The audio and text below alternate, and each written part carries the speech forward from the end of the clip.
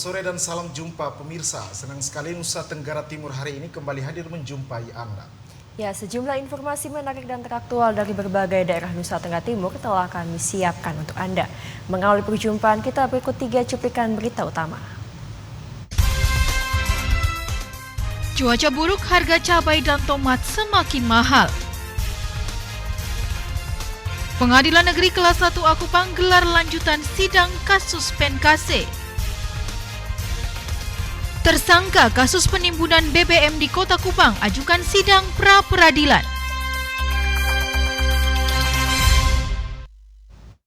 Ya, 3 berita utama tadi akan kami rangkai dengan informasi menarik lainnya. Bersama saya Rahmat Taufik. Dan saya Komang Astri, inilah Nusa Tenggara Timur hari ini selengkapnya untuk Anda.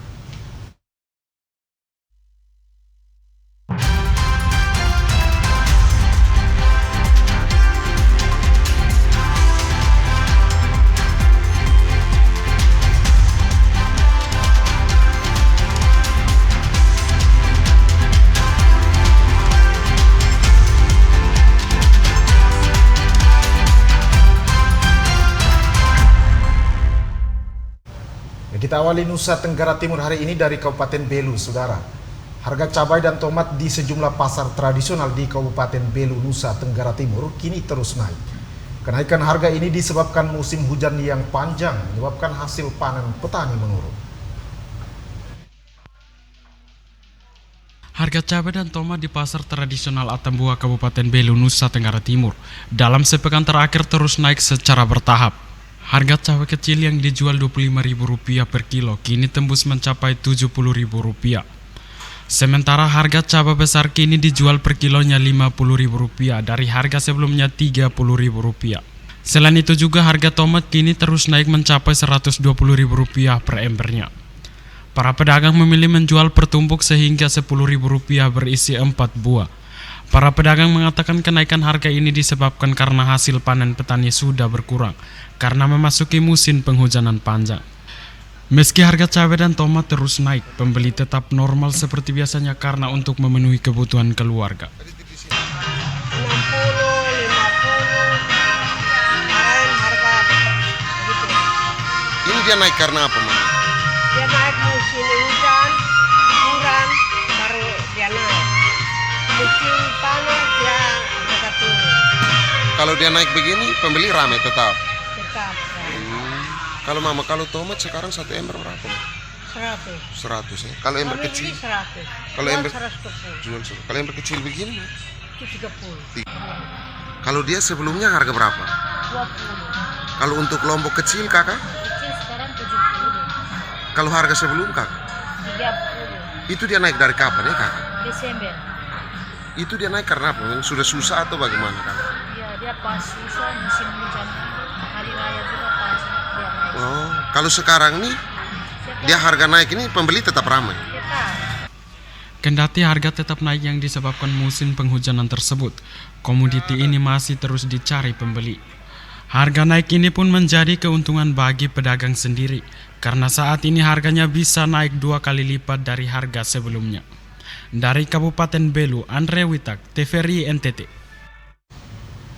Pemirsa, Badan Penanggulangan Bencana Daerah Kabupaten Flores Timur memperkirakan kerugian sementara badai ekstrim angin kencang yang melanda daerah per akhir tahun 2022 lalu mencapai 5 miliar lebih. Untuk total kerusakan yang terdata mencapai 991 kerusakan yang tersebar di 17 kecamatan. Menurut Kepala Bidang Rekonstruksi dan Rehabilitasi BPBD Flotim, Lorenzo Gen kepada TVRI menjelaskan, estimasi anggaran biaya perbaikan ini merujuk pada data kerusakan yang meliputi 712 rumah, dengan dibagi atas rusak ringan 311 unit, rusak sedang 185 unit, dan rusak berat 216 unit. Selain itu, data rusak lainnya adalah dapur 154 kerusakan, dengan dibagi atas rusak ringan 69 unit, rusak sedang 7 unit, dan rusak berat 15 unit. MCK sebanyak 39 kerusakan dengan estimasi rusak ringan 17 unit, rusak sedang 7 unit, dan rusak berat 15 unit. Di lain pihak, data kerusakan fasilitas umum dan lain-lain sebanyak 86 kerusakan yang meliputi fasilitas kesehatan 5 unit, fasilitas pendidikan 15 unit, fasilitas rohani 13 unit, tempat usaha 26 unit, gedung kantor pemerintah 8 unit, sarana usaha 2 unit, infrastruktur 2 unit, dan lain-lain 10 unit.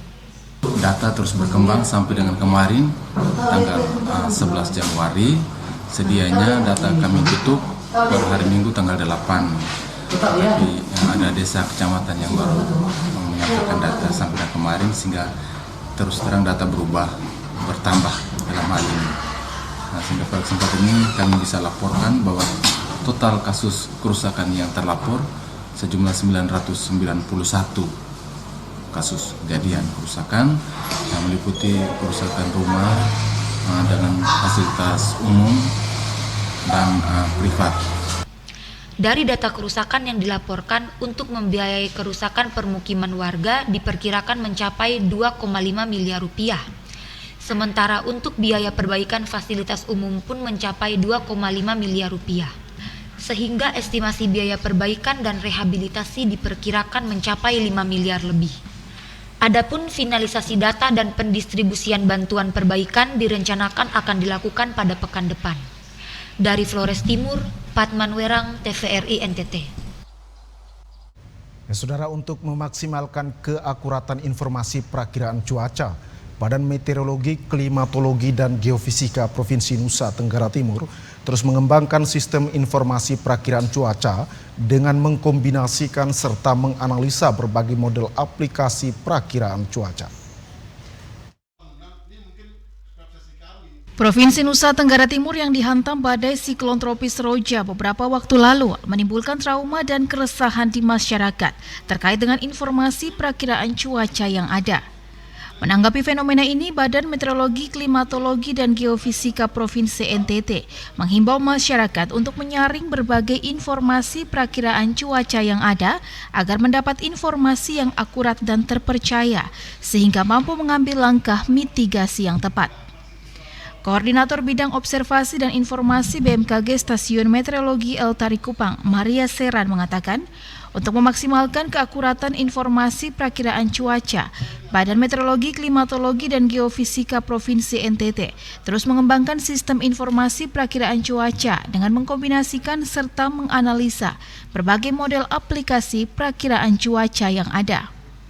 Beberapa model yang ada yang dipakai untuk seorang perakirawan. Di sini ada model ECMWF, GFS, Access, dan Icon. Yang dimunculkan di sini adalah, tapi yang biasanya pada saat yang teman-teman semua atau orang buka itu langsung yang biasa muncul adalah model ECMWF. Nah, yang terkait jadi gini, di Windy ini pun kami perakirawan dari BMKG pun memakai model-model yang ada. Cuman mungkin bukannya di Windy, tapi model yang kayak misalnya ECMWF ini juga dipakai oleh teman-teman dari BMKG atau berbagai model yang lain, tergantung dari seorang forecaster. Dia mau, forecaster ini adalah perakirawan cuaca, jadi dia mau memakai mau memakai model yang mana. Masyarakat diminta untuk selalu menyaring informasi perakiraan cuaca yang beredar dengan memantau informasi resmi perakiraan cuaca dari BMKG. Debbie Suek, Kristodapo, TVRI NTT. Ya, pihak Stasiun Geofisika Kupang telah menganalisa struktur tanah di wilayah longsor Kabupaten Timur Tengah Selatan. Tanah di wilayah tersebut berkategori lunak sedang dan memang mudah longsor. Pihak Stasiun Geofisika Kupang telah turun melakukan survei kondisi tanah di lokasi longsor. Jalan longsor tersebut tepatnya berada di Desa Napi, Kecamatan Kie, Timur Tengah Selatan.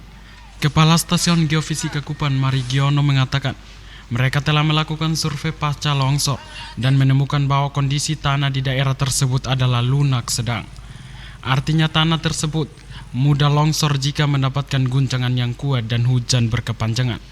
Karena itu mereka berharap jalan-jalan di wilayah dengan tanah berkategori lunak sedang ini harus ditopang dengan tombak-tombak penahan di bagian tepi tanah sehingga tidak menimbulkan masalah lanjutan. Pihak Stasiun Geofisika Kupang juga menghimbau warga Timur Tengah Selatan agar tetap tenang karena mereka selalu memantau kondisi gempa yang terjadi di Nusa Tenggara Timur. Adapun longsor yang terjadi ini adalah akibat gempa di wilayah luar NTT, sehingga warga tidak perlu panik secara berlebihan. Kondisinya emang kalau hasil survei pemasangan alat sementara ini, tanah di sini ada sebagian besar tanah lunak sedang. Artinya memang tidak terlalu keras dan tidak terlalu lunak. Tapi kalau memang dia tanahnya itu mudah longsor.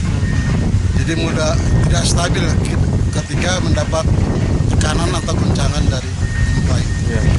Dari Kabupaten Timur Tengah Selatan, Ambuga Lamaurang, TVRI NTT. Ya saudara, kendati sudah 2 bulan warga Kecamatan Amarasi Selatan mengalami gempa tektonik, tetapi hingga saat ini warga diminta untuk tetap waspada, terutama terkait gempa Maluku beberapa hari lalu. Gempa bumi tektonik yang berkekuatan magnitudo 5,5 skala Richter di perairan Laut Timur pernah terjadi pada Minggu 20 November 2022 malam. Gempa tersebut melanda hampir semua desa dan kelurahan di Kecamatan Amarasi Selatan, hingga puluhan bangunan rumah mengalami kerusakan. Kendati gempa ini sudah hampir 2 bulan berlalu, tetapi warga diminta untuk terus waspada, terutama terkait gempa yang terjadi beberapa hari lalu di Provinsi Maluku. Camat Amarasi Selatan, Ton Citeuf, saat dikonfirmasi membenarkan hal tersebut, di mana berdasarkan himbauan dari BMKG bahwa warga diminta untuk tetap waspada karena potensi gempa bisa terjadi kapan saja. Menurut hasil penelitian dari BMKG, gempa yang terjadi di Laut Timur merupakan tubrukan antara lempengan Australia dan lempengan Asia yang berada persis di Laut Timur dan sangat dekat dengan wilayah Amarasi Selatan. Untuk itu, pemerintah kecamatan diminta untuk menyampaikan hal tersebut kepada masyarakat agar tetap waspada. Hingga saat ini, pemerintah kecamatan melakukan sosialisasi kepada masyarakat. Apabila hendak mendirikan bangunan, agar bisa memperhatikan konstruksi dan lokasi pembangunan. Dengan demikian, jika terjadi gempa, bangunan warga tidak mudah rusak. Sementara itu, terkait dengan gempa di Provinsi Maluku pada beberapa hari lalu, wilayah Amarasi Selatan juga mengalami guncangan gempa, tetapi tidak ada yang terdampak. Ketika membangun rumah juga, kalau bisa membangun rumah yang tahan gempa. Dalam artian konstruksinya harus diperhatikan secara baik, sehingga kualitas bangunannya ketika gempa itu tidak langsung hancur, tapi mungkin masih bisa bertahan sehingga masyarakat bisa lari keluar, baru rumah itu kemudian jatuh atau retak atau bagaimana sehingga tidak menimbulkan korban jiwa. Ia berharap berbagai upaya yang dilakukan pemerintah kecamatan saat ini dapat meminimalisir dampak dari potensi gempa di Kecamatan Amarasi Selatan. Dari Kabupaten Kupang, Krispoto, TVRI NTT. Ya pemirsa, usai jeda berikut kami akan menghadirkan lanjutan sidang kasus pembunuhan di PNKC Ala. Tetaplah bersama kami.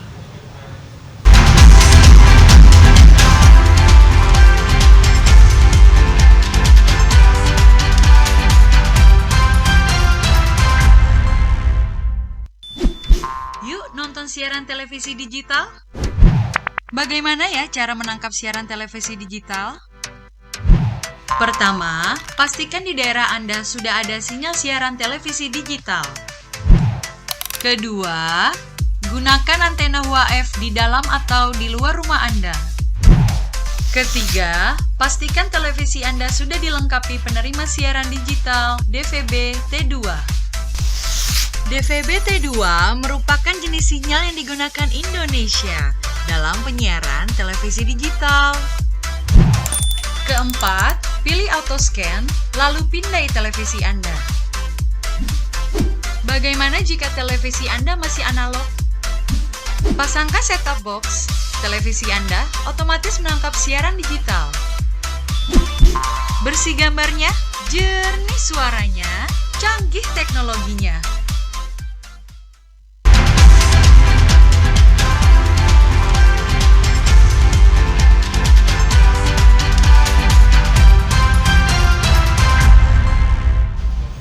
Terima kasih Anda masih bersama kami di Nusa Tenggara Timur hari ini.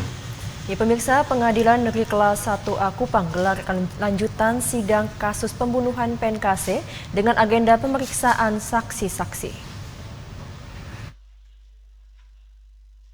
Sidang kasus pembunuhan ibu dan anak mendiang Astrid Manafe dan Lael Makabe dengan terdakwa Ira Ua kembali digelar di Pengadilan Negeri Kelas 1A Kupang. Dalam sidang kali ini, agenda sidang adalah sidang pemeriksaan dan pembuktian saksi-saksi. Pada sidang lanjutan hari ini dihadirkan 3 orang saksi dari pihak tersangka, yakni Gustav Agripa selaku paman tersangka, Kruis kakak tersangka, dan Dian, salah satu kolega dari tersangka Ira Ua. Menurut juru bicara Pengadilan Negeri Kelas 1A Kupang Murtada, hingga saat ini saksi yang dihadirkan sudah lebih dari 10 orang dan memakan waktu hampir 1 bulan hanya untuk pemeriksaan saksi. Diharapkan setelah pemeriksaan saksi selesai bisa dilanjutkan ke pemeriksaan terdakwa. Ia menambahkan sesuai SOP yang berlaku di pengadilan, pihaknya hanya diberikan waktu selama 3 bulan dalam persidangan untuk 1 perkara pidana. Apabila memerlukan waktu lebih dari yang ditetapkan, pihaknya harus melapor kepada Pengadilan Tinggi dan Mahkamah Agung Republik Indonesia. Yang jelas kan hari ini acaranya masih pembuktian saksi. Pembuktian saksi ini mungkin saksi yang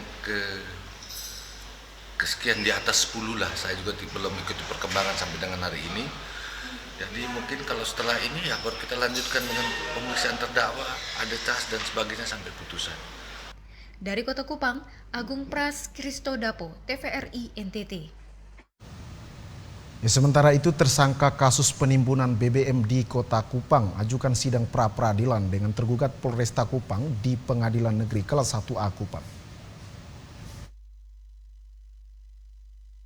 Kuasa hukum tersangka kasus penimbunan BBM di Kota Kupang ajukan sidang pra-peradilan dengan tergugat Polresta Kupang di Pengadilan Negeri Kelas 1A Kupang. Agenda sidang pada hari ini adalah permohonan pra-peradilan dari pihak penggugat untuk selanjutnya ditanggapi oleh pihak penggugat. Kuasa hukum dari kedua belah pihak yang hadir dalam sidang pra-peradilan tersebut saling menyampaikan salinan berkas untuk kemudian dibacakan oleh majelis hakim yang memimpin sidang. Untuk sidang lanjutan dengan agenda replik atau mendengarkan jawaban dari tanggapan dari pihak tergugat akan dilaksanakan besok, yaitu Jumat 13 Januari 2023. Menurut kuasa hukum tersangka, upaya pengajuan pra-peradilan ini adalah untuk menguji prosedur dalam penanganan kasus, baik dalam penyelidikan maupun penyidikan, pencarian, dan penentuan 2 alat bukti, serta penentuan dan penetapan tersangka, serta penerapan pasal dalam tindak pidana yang disangkakan. Baik, pada prinsipnya pra-peradilan itu adalah hak konstitusional dari terdakwa atau dalam konteks ini tersangka begitu atau pemohon pra-peradilan saat ini gitu ya. Upaya pra-peradilan yang kami lakukan ini sebenarnya untuk menguji yang paling pertama itu prosedural dalam penanganan kasus ini, baik penyelidikan maupun penyidikan. Kemudian yang kedua itu soal prosedural mencari alat bukti dan menentukan 2 alat bukti dan menentukan calon tersangka bahkan penetapan tersangka. Dan ketiga itu soal penerapan pasal dalam tindak pidana yang disangkakan kepada klien kami ini. Sementara itu, Kapolresta Kupang Kota, Kombes Pol Resian Budi Kresna Budiasmanto menyatakan siap untuk menghadapi gugatan pra-peradilan tersebut. Dari Kota Kupang, Agung Pras Kristodapo, TVRI NTT. Kita beralih ke Kabupaten Ngada. Pemirsa sempat mengalami kevakuman akibat cuaca buruk yang melanda perairan Aimere. Kini aktivitas pelabuhan dibuka kembali untuk pelayaran dan pelintasan kendaraan serta penumpang dari dan melalui pelabuhan Aimere menuju daerah lain.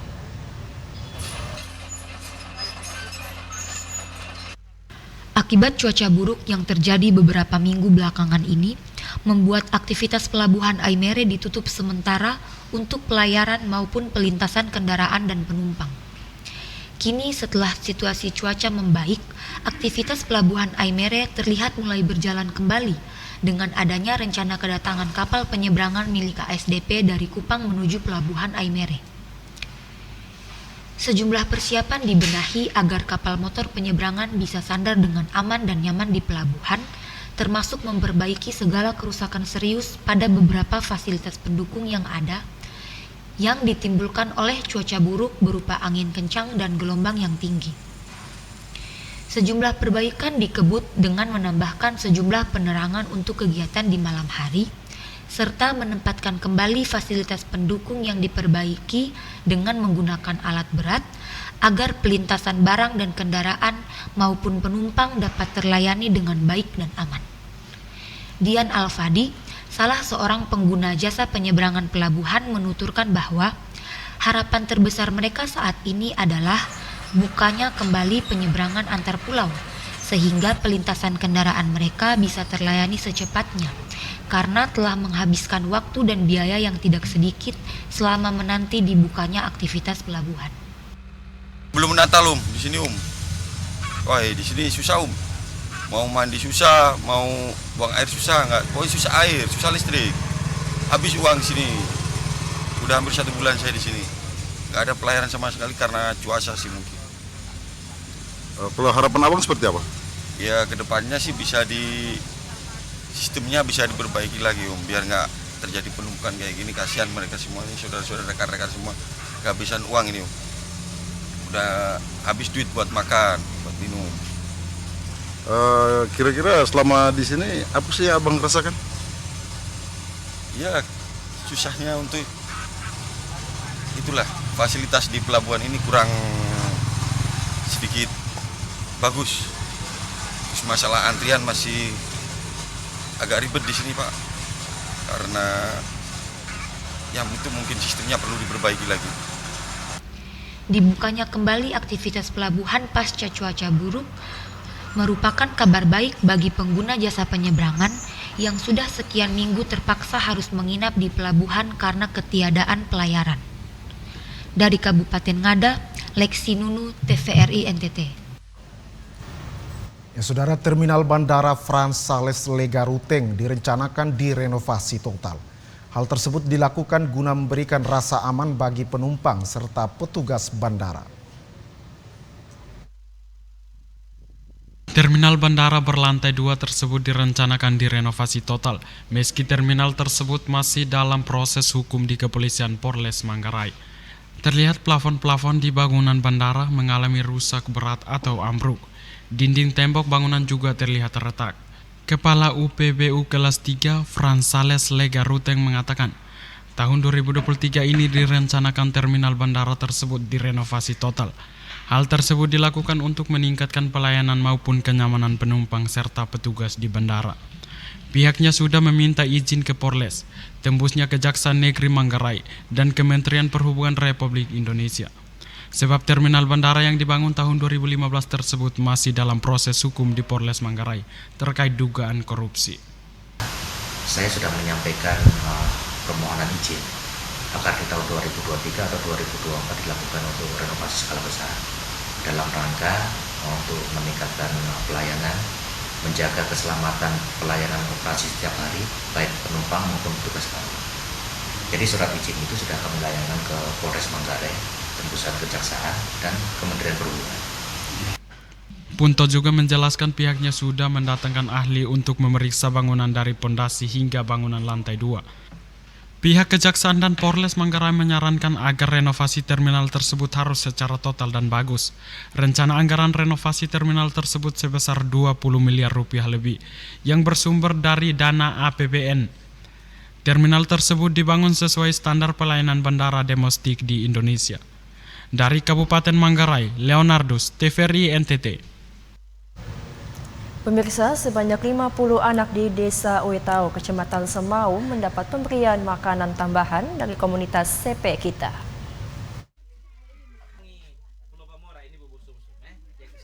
Komunitas CP Kita merupakan komunitas yang terdiri dari rohaniawan dan kaum awam atau umat Katolik yang peduli dengan berbagai masalah sosial masyarakat.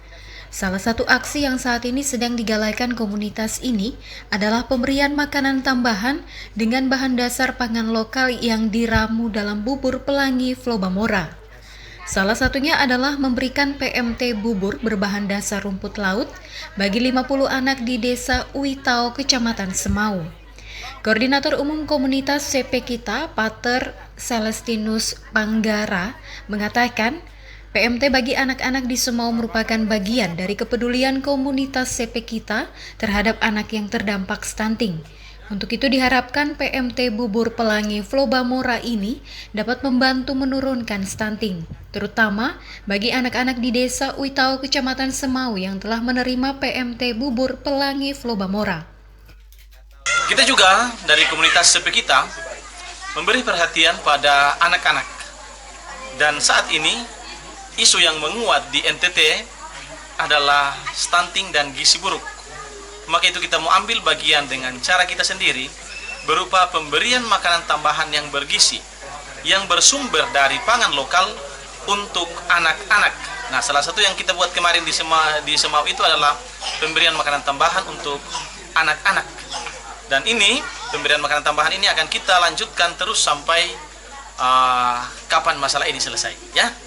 Sementara itu, Koordinator Lapangan Komunitas CP Kita, Justin Saji, mengatakan komunitas CP Kita peduli terhadap masalah gizi stunting dan ibu hamil hingga melahirkan. Makanan tambahan memiliki nilai gizi tinggi karena makanan tersebut datang dari pangan lokal di Nusa Tenggara Timur.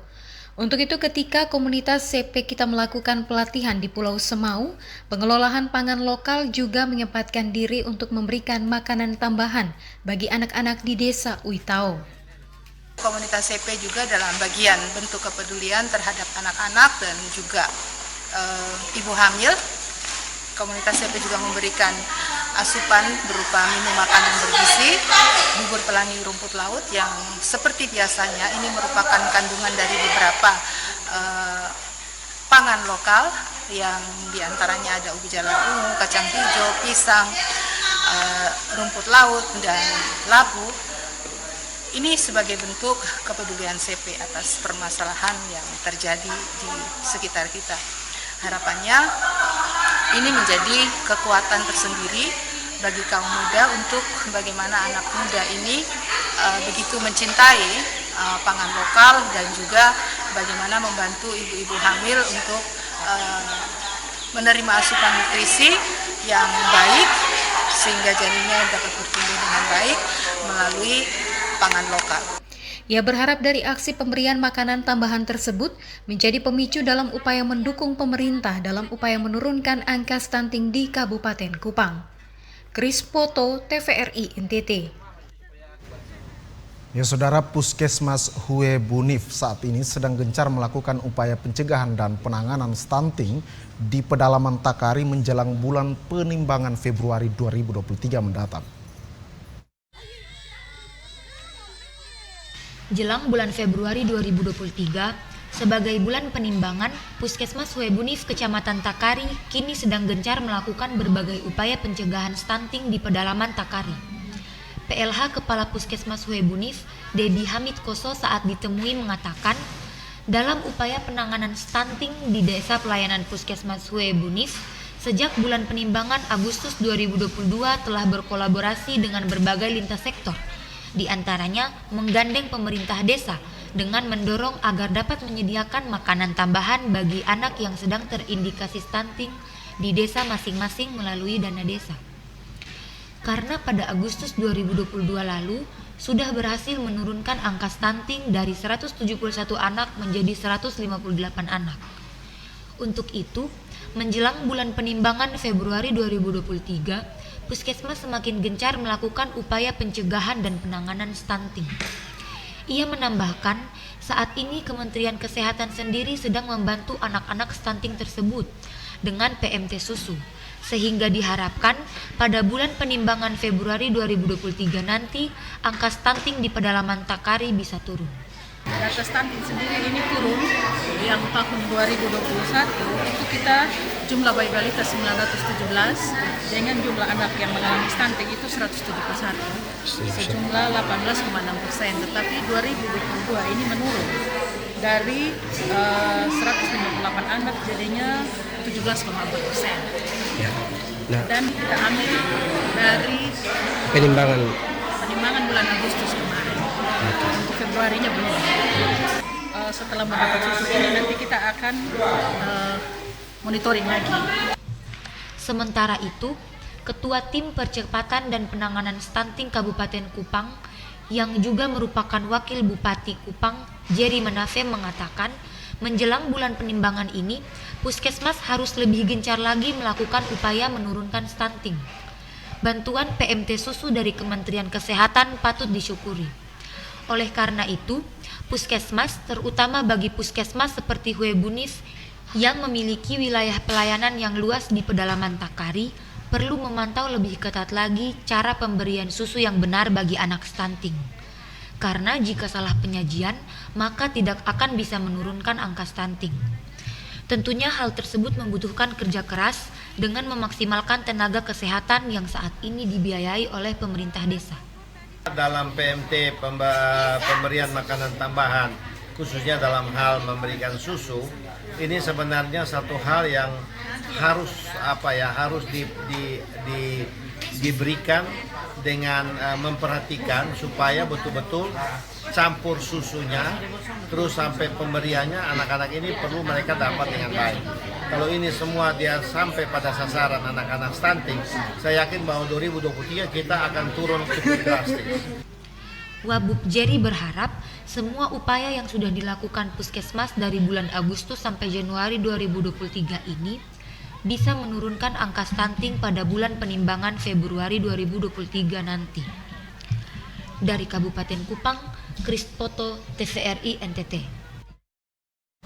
Ya, kita beralih ke Kabupaten Timur Tengah Utara. Pemirsa, penyaluran program bantuan ternak sapi yang menjadi unggulan Bupati dan Wakil Bupati Timur Tengah Utara tidak mencapai target disebabkan banyaknya kendala yang dialami. Niat pemerintah Timur Tengah Utara untuk membangkitkan kembali semangat beternak sapi pada masyarakat terus dilakukan melalui program Terasa atau bantuan ternak sapi. Namun sayangnya, karena menemui sejumlah kendala, 1 dari 2 program unggulan Bupati Wakil Bupati TTU ini tidak mencapai target. Dalam pelaksanaan program Terasa pada tahun 2022 melalui Dinas Peternakan setempat, rencana penyaluran sapi semula sebanyak 857 ekor, namun hingga akhir tahun yang bisa tersalurkan ke masyarakat hanya sebanyak 326 ekor. PLT Kepala Dinas Peternakan Kabupaten TTU, Trimeldus Tonbesi mengungkapkan, ada sejumlah kendala yang dihadapi, di antaranya standar sapi bibit harus berstandar SNI dan adanya keterlambatan waktu tender. Maka dari itu, ke depan pihaknya tengah mengupayakan strategi baru agar kendala yang ada tidak lagi terjadi. Di tahun yang lalu, tahun 2022, target kita itu adalah 857 ekor dan sampai tanggal 30 kemarin, tanggal jatuh tempo kontraknya, kita dapat 326 ekor di 21 desa kelurahan. Itu yang tahun 2022, sedangkan kalau untuk tahun 2023, belajar dari pengalaman tahun yang lalu, kita ada beberapa strategi untuk kita bisa tingkatkan program ini, yaitu pertama, tahun depan itu kita berencana untuk kontraktornya lebih dari satu kontraktor sehingga banyak yang bekerja, kemudian kita harapkan kinerjanya bisa lebih cepat, lebih baik.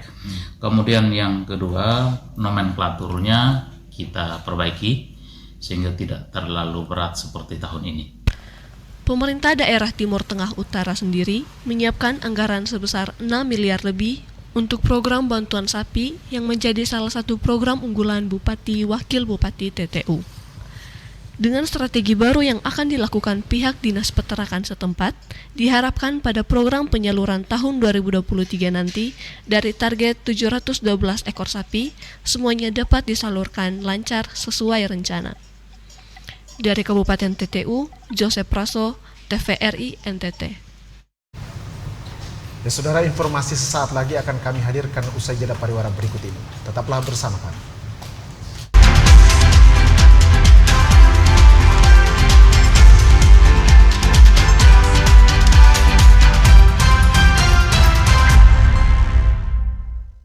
Halo, Sobat Digital.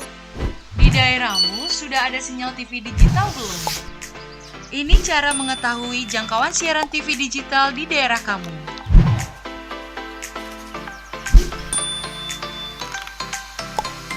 Pertama, download aplikasi Sinyal TV Digital di Play Store jika kamu menggunakan HP Android dan App Store untuk aplikasi iOS. Kedua, pilih aplikasi Play Store atau App Store di smartphone kamu. Ketiga, ketik di area pencarian aplikasi Sinyal TV Digital. Keempat, install aplikasi Sinyal TV Digital di smartphone kamu. Kelima, buka aplikasi Sinyal TV Digital kamu. Kamu bisa mencari semua informasi sinyal televisi digital di aplikasi ini. Ketik daerah kamu di area pencarian, otomatis aplikasi ini memberikan informasi apakah sudah ada sinyal siaran televisi digital di daerah kamu. Di aplikasi ini, kamu akan mendapatkan informasi mengenai pemancar siaran digital, konten siaran digital, dan kekuatan sinyal digital di daerah kamu.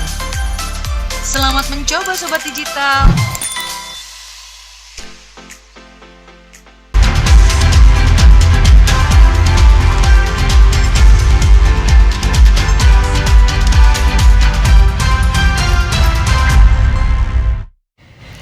Terima kasih Anda masih menyaksikan Nusa Tenggara Timur hari ini. Kita beralih ke informasi selanjutnya, Saudara. Direktorat Jenderal Perbendaharaan Kementerian Keuangan Provinsi Nusa Tenggara Timur mencatat realisasi pendapatan negara di NTT selama periode Januari-Desember 2022 mencapai 3,58% atau 138,6% dari target penerimaan.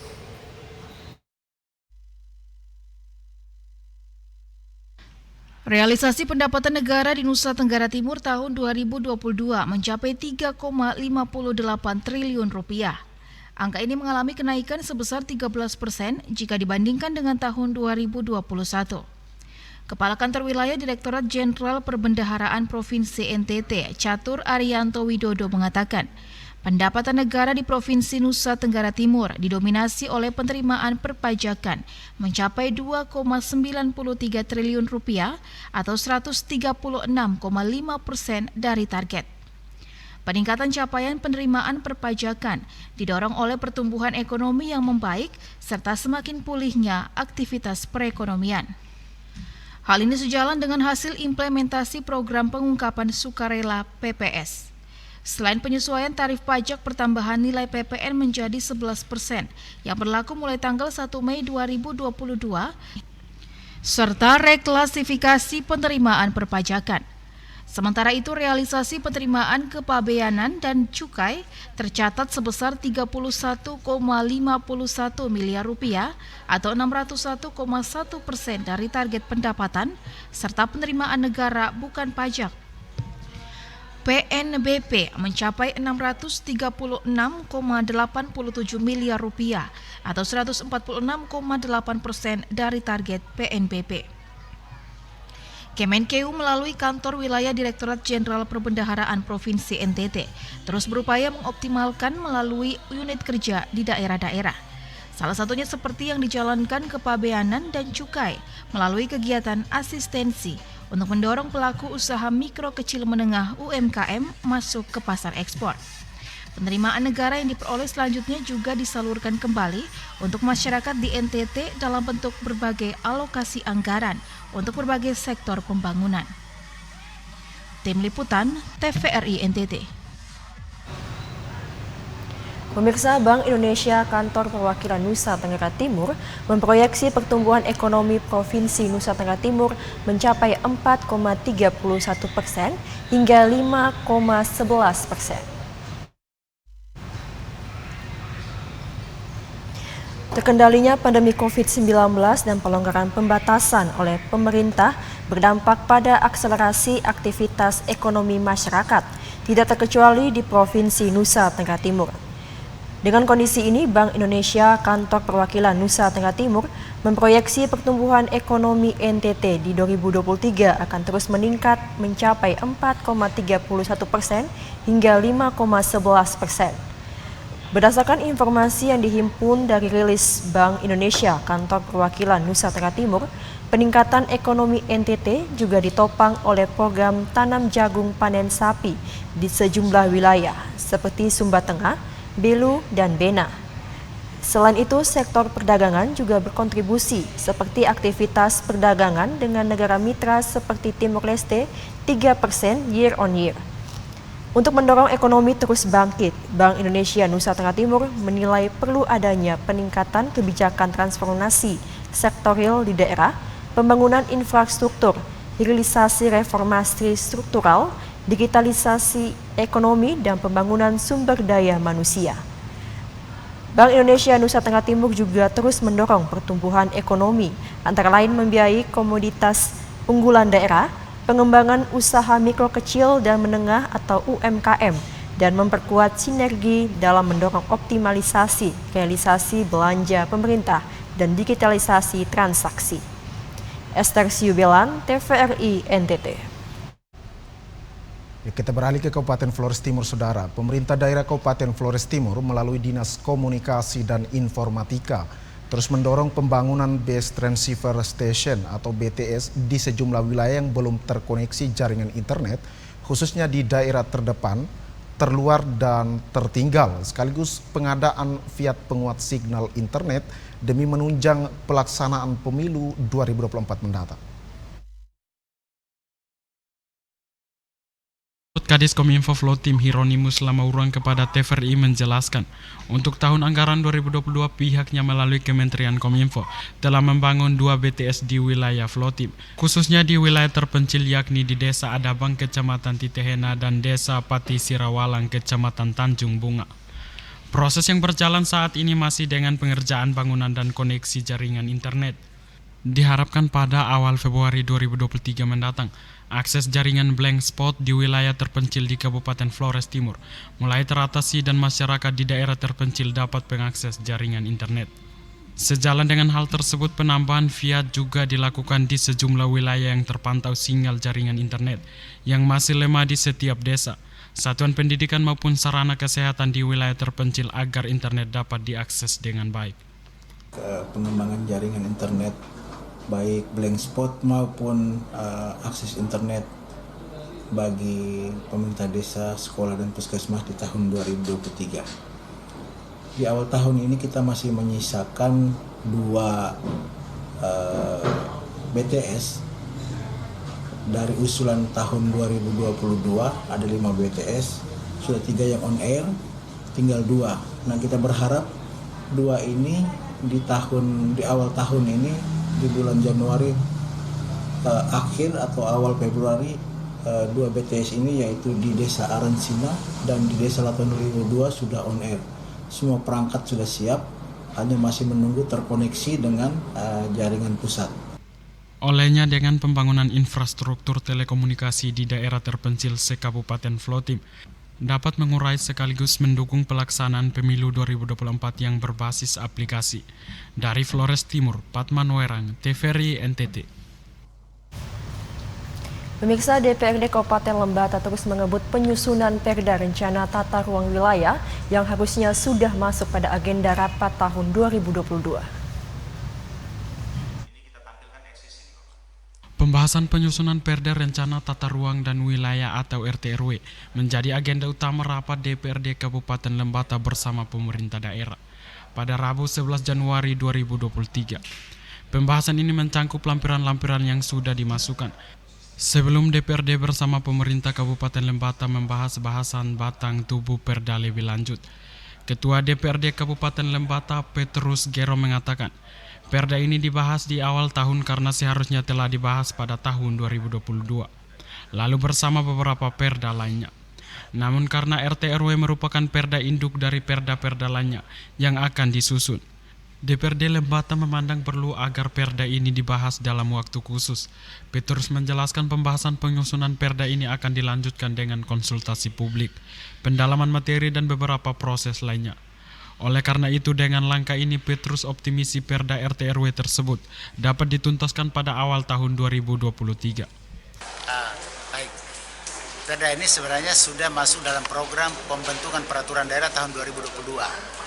Dan pada saat itu tidak dapat dilaksanakan karena keterbatasan sumber daya manusia kita, terutama pada tim perancang peraturan perundang-undangan. Oleh karena itu, perda ini tidak dapat didorong pada tahun 2022. Pada saat itu keinginan pemerintah untuk ini didorong bersama. Tetapi saya bilang terkait RT RW kita mesti mendorongnya tersendiri karena RT RW adalah perda induk.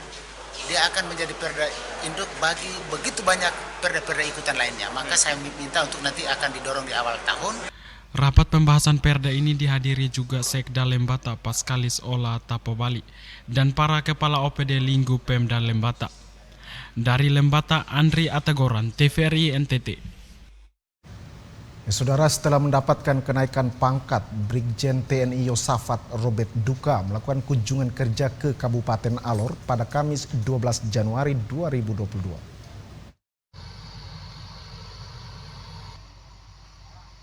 Setibanya di Bandara Mali, Kabupaten Alor, Brigjen TNI Yosafat Duka dijemput oleh Bupati Alor dan menuju kantor Bupati untuk diterima secara adat dan melakukan ramah tamah bersama semua unsur Muspida dan Forkopimda Kabupaten Alor.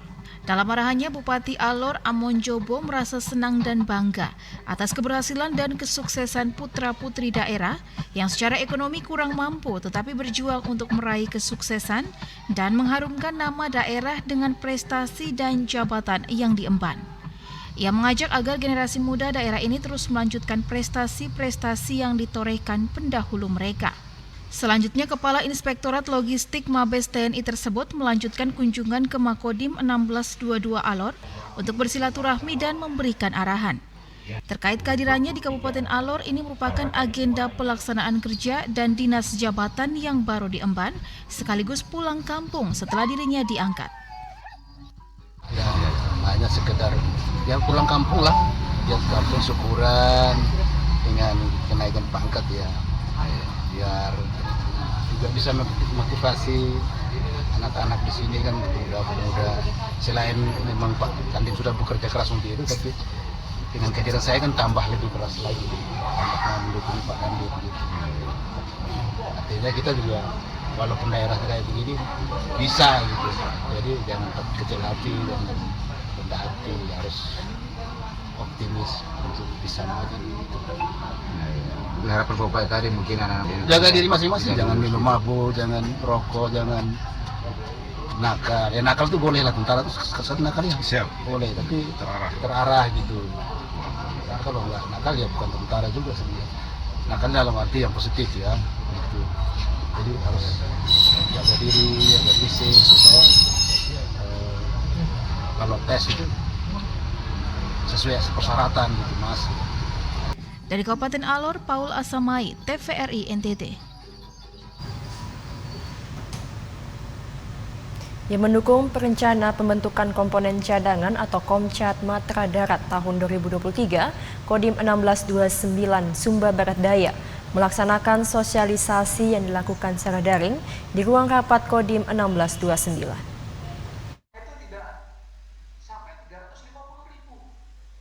Sosialisasi yang dilaksanakan secara daring di ruang rapat Kodim 1629 Sumba Barat Daya menghadirkan Kolonel Lek Dewa Gede Agung Putra dan Brigjen TNI Fahrid Amran sebagai narasumber sosialisasi rekrutmen komponen cadangan tahun 2023. Sosialisasi itu menjelaskan tentang komponen cadangan, dimulai dari tahapan pelaksanaan yang terdiri dari proses pendaftaran, tahapan seleksi, latsarmil, hingga diterima menjadi bagian komponen cadangan. Pada kesempatan tersebut, Kolonel Lek Dewa Gede Agung Putra menjabarkan tentang proses rekrutmen, pembentukan, dan pembinaan sikap dan perilaku, serta rencana pelaksanaan seleksi Matra Darat, Matra Laut, dan Matra Udara tahun 2023. Setelah itu dilanjutkan dengan sosialisasi tentang Undang-Undang Nomor 23 Tahun 2019 tentang PSDN untuk Pertahanan Negara, Sistem Pertahanan Keamanan Rakyat Semesta atau SISHAN Kamrata yang melibatkan seluruh warga negara, wilayah, dan sumber daya nasional lainnya, serta dipersiapkan secara dini oleh pemerintah dan diselenggarakan secara total, terpadu, terarah, dan berlanjut. Dandim 1629 Sumba Barat Daya, Letkol Korps Zeni Novi Kurniawan mengatakan bahwa sosialisasi yang melibatkan seluruh instansi terkait dimaksudkan agar membantu Kodim 1629 Sumba Barat Daya menyampaikan kepada putra dan putri terbaik Kabupaten Sumba Barat Daya untuk turut mengambil bagian menjadi komponen cadangan yang senantiasa bersedia ketika negara membutuhkan. Dandim Novi Kurniawan mengaku bahwa seleksi komponen cadangan sudah dilaksanakan di beberapa wilayah lainnya, sehingga di tahun 2023 dilaksanakan di Kodam 9 Udayana dengan melibatkan seluruh kodim, agar warga di Sumba Barat Daya dapat memahami kepentingan negara yang membutuhkan komponen cadangan. Jadi untuk penjelasan hari ini kita melaksanakan kegiatan sosialisasi tentang komponen cadangan yang dilaksanakan oleh Kementerian Pertahanan secara offline dan online. Jadi untuk yang secara offline tadi ada di Denpasar, yang lainnya dari Korem 162 dan 161 kita melaksanakan secara online. Di sini melibatkan rekan-rekan dari pihak Pemda, kemudian Satpol PP, pihak swasta, BUMN dan BUMDes yang ada di wilayah masing-masing. Dalam rangka memberikan penjelasan tentang Undang-Undang 23 tahun 2019 tentang komponen pengelolaan sumber daya nasional untuk pertahanan. Salah satunya adalah pembentukan komponen cadangan, di mana tahun lalu sudah dilaksanakan di beberapa daerah dan tahun ini salah satunya adalah di wilayah Kodam 9 Udayana. Dari Sumba Barat Daya, Freddy Ladi, TVRI NTT. Ya, saudara, momen perayaan Natal dan Tahun Baru 2023 dirayakan dalam berbagai bentuk meriah. Salah satunya lewat pementasan drama berjudul Kasih.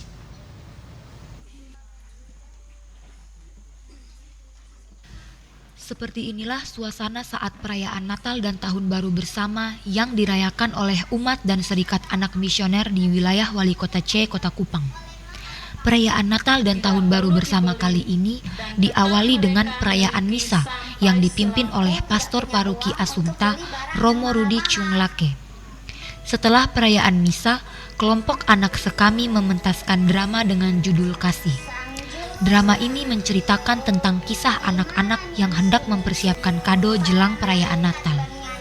Di antara anak-anak tersebut, terdapat anak miskin yang di saat Natal tidak memiliki hadiah. Untuk itu, sejumlah anak berinisiatif untuk menjadikan perayaan Natal sebagai momen untuk berbagi kasih kepada sesama yang berkekurangan. Lewat drama ini, anak-anak diajak untuk saling peduli kepada sesama, serta menjadikan momen Natal dan Tahun Baru ini untuk membawa damai dan sukacita dalam perjalanan hidup sehari-hari. Pementasan ini juga sebagai salah satu cara bagi anak-anak untuk mengekspresikan minat serta bakat mereka lewat panggung drama yang dipentaskan. Sementara itu, lewat perayaan Natal dan Tahun Baru ini, suasana persaudaraan di antara anak-anak serta keluarga semakin dipererat, sehingga kelahiran Yesus sebagai juru selamat ke dunia membawa berkah dan damai bagi semua orang. Dalam perayaan ini juga turut dihadiri oleh orang tua, badan pengurus, serta orang muda Katolik di wilayah Wali Kota C. Ucapkan selamat Natal dan Tahun Baru untuk mereka, dan saya juga senang dengan kegiatan ini. Sesuai dengan tema Natal tahun ini, pulang ke negerinya melalui jalan yang baik. Tentu bukan melewati jalan Herodes. Saya mengimbau serta mengharapkan bahwa tahun 2003 adalah tahun di mana kita menuju jalan ke depan, jalan sesuai dengan kehendak Tuhan, yaitu jalan cinta kasih, jalan pengharapan dan keyakinan bahwa Tuhan Yesus lahir bagi kita di hari kedua. Lewat kegiatan ini sesuai tema Natal tahun ini, menghimbau kepada umat agar memasuki tahun ini dengan penuh harapan dan keyakinan bahwa Tuhan selalu mendampingi hidup kita sekalian. Terkait pementasan drama ini, sebagai pastor paroki sangat mengapresiasi karena drama tersebut mengajarkan kepada anak-anak tentang kasih dan saling berbagi kepada sesama yang berkekurangan. Dari Kota Kupang, Andri Witak, TVRI NTT.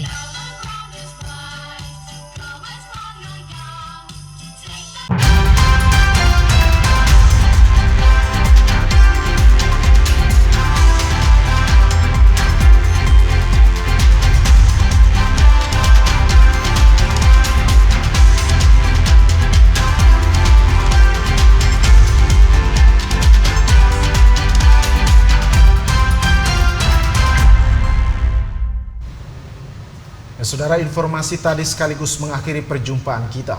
Tak lupa kami juga mengajak Anda untuk tetap mentaati protokol kesehatan guna mencegah penularan COVID-19. Dan pemirsa, mari beralih ke TV digital untuk kualitas yang lebih baik. Terus saksikan Nusa Tenggara Timur hari ini yang menyajikan informasi secara santun, lugas, dan berimbang hanya di TVRI NTT Media Pemersatu Bangsa. Kata saya Komang Astri. Dan saya Rahmat Taufik mewakili seluruh kerabat kerja yang bertugas mengucapkan terima kasih atas kebersamaan Anda. Selamat sore dan sampai jumpa.